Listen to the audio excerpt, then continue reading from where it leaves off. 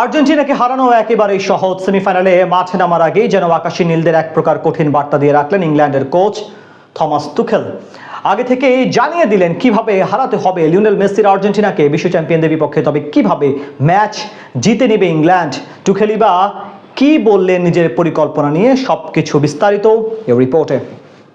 সেমিফাইনালের মঞ্চে বিশ্ব চ্যাম্পিয়ন আর্জেন্টিনাকে হারিয়েই ফাইনালে যাবে ইংল্যান্ড। শুধু তাই না, লিওনেল স্কালোনির আর্জেন্টিনাকে হারানো নাকি একেবারেই সহজ।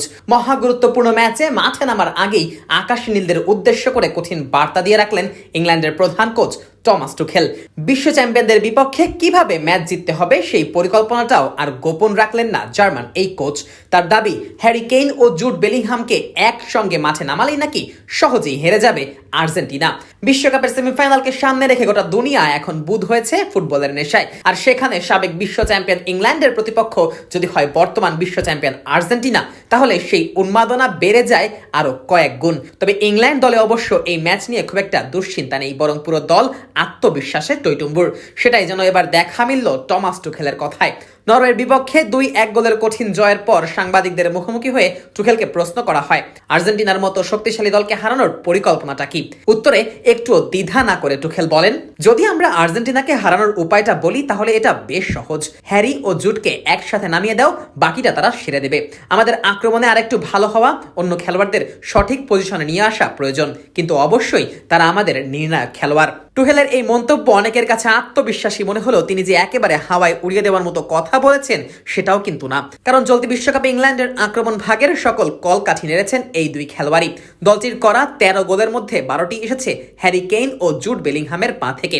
দুজনেই করেছেন সমান 6টি করে গোল। ইংল্যান্ডের বাকি একমাত্র গোলটি করেছেন মার্কাস র্যাশফোর্ড।